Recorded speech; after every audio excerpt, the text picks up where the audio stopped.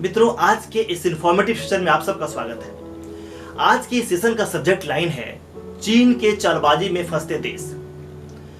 दोस्तों, जैसे कि मैंने अपने पहले वीडियो में बताया था कि कैसे मात्र 40-42 साल में चीन की अर्थव्यवस्था प्रबल हुई और इसके साइड इफेक्ट के तौर पर चीन उपनिवेशवाद की तरफ बढ़ने लगा।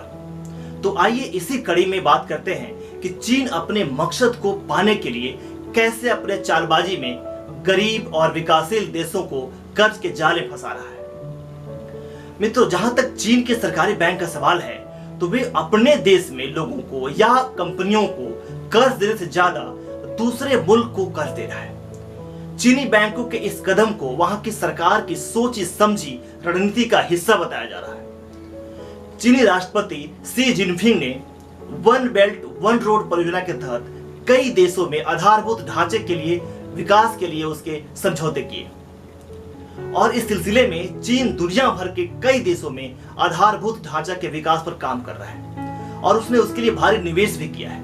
लेकिन वास्तव में इन समझौतों को एक तरफा बताया जा रहा है। विशेषज्ञों का मानना है कि चीन अपनी कंपनियों को दुनिया के उन देशों में बिजनेस करने के लिए आगे कर रहा है जहां से उसे एक तरफा मुनाफा मिल सके और इसके लिए वो अपने प्रभाव को बढ़ाने के लिए कर्ज रणनीति की तेजी से आगे बढ़ा रहा है, जिसे कहते हैं debt trap diplomacy. Infrastructure development के नाम पर पहले कर्ज देना और फिर उस देश को एक तरह से कब्जा लेना, यही है डेट ट्रैप डिप्लोमेसी। हालांकि इस पर चीन तर्क देता है कि इससे छोटे और विकासशील देश में इंफ्रास्ट्रक्चर मजबूत होगा, जबकि उसके विरोधी मानते हैं कि चीन ऐसा करके छोटे देशों को कब्जा कर रहा है।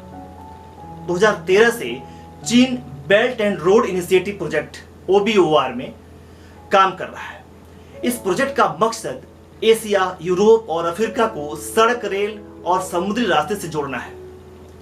इस पूरे प्रोजेक्ट पर $1 ट्रिलियन यानी 75 लाख करोड़ रुपए खर्च होने का अनुमान है। चीन के इस प्रोजेक्ट को जो देश समर्थन दे रहा है उनमें से ज्यादातर अब चीन के कर्जदार बन गए हैं। कर्ज देने के लिए चीन की पहली पसंद अफ्रीकी देश है। इसका कारण है कि ज्यादातर अफ्रीकी देश गरीब और छोटे और विकासशील हैं।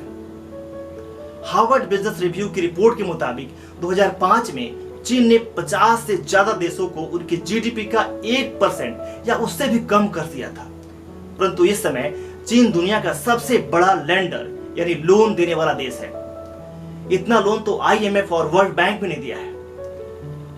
इन देशों में Djibouti, tonga, Maldives, Congo, Kyrgyzstan, Cambodia, Nigeria, Laos, Zambia और मंगोलिया जैसे करीब दर्जन भर देशों को चीन ने उनकी GDP का 20% से ज्यादा कर दिया है। अपने पड़ोसी देश श्रीलंका की बात करते हैं तो श्रीलंका ने भारत से दूरी और चीन से नजदीकियां बढ़ाई, परंतु इन नजदीकों का फायदा श्रीलंका ने कम और चीन ने ज्यादा उठाया। राजपक्षे के राष्ट्रपति रहते हुए श्रीलंका में हम्बनटोटा बंदरगाह के प्रोजेक्ट पर काम शुरू हुआ।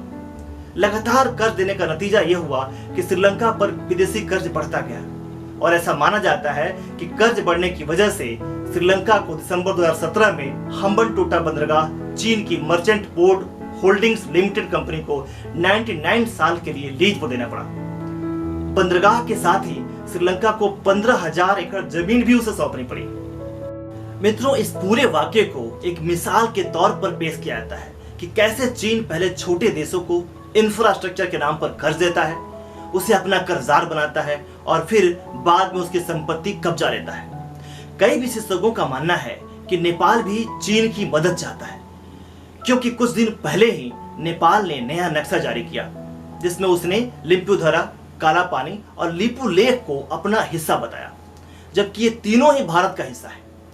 जानकार मानते हैं कि इन सब के पीछे भी चीन का ही हाथ है, क्योंकि चीन नेपाल को आर्थिक मदद कर रहा है। लेकिन नेपाल के मन में एक किस्म का डर रहता है कि कहीं वो भी श्रीलंका और पाकिस्तान की तरह चीन के कर्ज के बोझ की तरह दब न जाए, और यही कारण है कि आजकल वहां के प्रधानमंत्री का विरोध हो रहा है। अब आइए बात करते हैं उन देशों का जो चीनी कर्ज के बोझ की तरह दबे हुए हैं। The centre for global development का कहना है कि वन बेल्ट वन रोड में भागीदार बनने वाले 8 देश चीनी कर्ज के बोझ के तले दबे हुए हैं। ये देश हैं Djibouti, Kyrgyzstan, Laos, Maldives, Mongolia, Montenegro, Pakistan और ताजिकिस्तान। अब बात करते हैं पाकिस्तान की। The centre for global development की रिपोर्ट के अनुसार चीनी कर्ज का सबसे ज्यादा खतरा पाकिस्तान पर है। चीन का पाकिस्तान में वर्तमान परियोजना 62 अरब डॉलर का है और चीन का इसमें हिस्सा 80% है। चीन ने पाकिस्तान को उच्च ब्याज दर पर कर्ज दिया है। आज स्थिति ऐसी है कि पाकिस्तान चीन का कर्ज चुका नहीं पा रहा है और वह इस कर्ज को चुकाने के लिए भी चीन से दूसरा कर्ज ले रहा है। मतलब पूरी तरह से यह कर्ज के जाले फंस गया है। बात करते हैं जिबूती की। अंतर्राष्ट्रीय मुद्रा कोष का कहना है कि जिबूती जिस तरह से कर्ज ले रहा है वो उसके लिए बहुत ही खतरनाक है। महज 2 साल में ही लोगों पर बाहरी कर्ज उसके जीडीपी का 50% से 80% हो गया है। इस मामले में दुनिया के कम आय वाले देशों में जिबूती ऐसा पहला देश बन गया है जिसमें ज्यादातर कर्ज चीन के एक्जिम बैंक का है। अब बात करते हैं मालदीव का। मालदीव के सभी बड़े प्रोजेक्टों में चीन का व्यापक रूप से सम्मिलन है। चीन मालदीव में 830 करोड़ डॉलर का लागत से एक एयरपोर्ट बना रहा है। विश्व बैंक और आईएमएफ का मानना है कि मालदीव पूरी तरह से चीनी कर्जे फंसता दिख रहा है। मालदीव की घरेलू राजनीति में टकराव है और वर्तमान में मालदीव की सत्ता जिसके हाथ में है उसे चीन का विश्वास हासिल है। मालदीव में जिन प्रोजेक्ट पर भारत काम कर रहा था उसे भी उसने चीन को सौंप दिया है। मालदीव ने भारतीय कंपनी जीएमआर से 511 अरब डॉलर की लागत से विकसित होने वाले अंतर्राष्ट्रीय हवाई अड्डे की भी डील रद्द कर दिया था। अब बात करते हैं लाओस की। दक्षिणी पूर्वी एशिया में लाओस गरीब मुल्कों में से एक है। लाओस में चीन वन बेल्ट वन रोड के तहत रेलवे परियोजना पर काम कर रहा है और इसकी लागत 6.7 अरब डॉलर है जो कि लाओस के जीडीपी के आधा है। आईएमएफ ने लाओस को भी चेतावनी दी है कि वो जिस रास्ते पर है उसमें अंतर्राष्ट्रीय कर्ज हासिल करना उसके बस की नहीं है, वह अपनी योग्यता खो देगा। अब बात करते हैं मंगोलिया की। मंगोलिया के भविष्य की अर्थव्यवस्था कैसी होगी यह आधारभूत ढांचा के विकास में हुए बड़े निवेश पर निर्भर करता है। चीन के एक्जिम बैंक 2017 की शुरुआत में 1 अरब अमेरिकी डॉलर का फंड देने के लिए तैयार हुआ था। चीन ने इसकी शर्त हाइड्रो पावर और हाईवे प्रोजेक्ट में हिस्सेदारी रखी थी। कहा जा रहा है कि वन बेल्ट वन रोड के तहत चीन अगले 5 सालों में मंगोलिया में 30 अरब डॉलर का निवेश करेगा। अगर ऐसा होता है तो मंगोलिया के लिए इस कर्ज से बाहर निकलना आसान नहीं होगा। अब बात करते हैं मोंटेनेग्रो की। विश्व बैंक का अनुमान है कि 2018 में यहां के लोगों पर कर्ज उसके जीडीपी का 83% पहुंच गया। मोंटेनेग्रो की भी समस्या उसके बड़े प्रोजेक्ट की है। ये प्रोजेक्ट हैं पोर्ट विकसित करना और ट्रांसपोर्ट नेटवर्क को बढ़ाना। इन परियोजनाओं के लिए 2014 में चीन के एक्जिम बैंक से एक समझौता हुआ था जिसने पहले चरण की लागत 1 अरब डॉलर में 85% रकम चीन ही देगा। बात करते हैं तजाकिस्तान की। तजाकिस्तान की गिनती एशिया के सबसे गरीब देशों में होती है। आईएमएफ चेतावनी दे चुका है कि वो कर्ज के बोझ तले दबा हुआ है। तजाकिस्तान पर सबसे ज्यादा कर्ज चीन का ही है।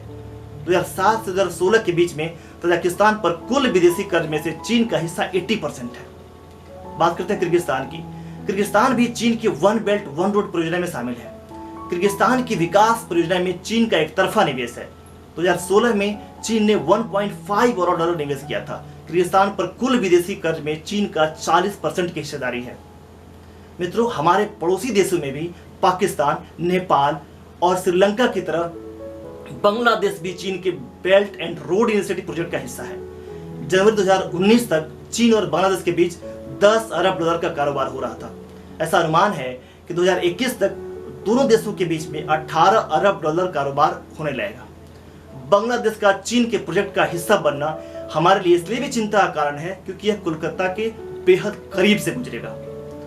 तो ये था आज का इंफॉर्मेटिव सेशन जिसमें हमने बात किया कि कैसे चीन अपने जाल में इन देशों को फंसा रहा है। तो आज के लिए इतना ही, फिर मिलते हैं अगले सेशन में अगले मुद्दे के साथ में। तब तक के लिए आप सबको नमस्कार।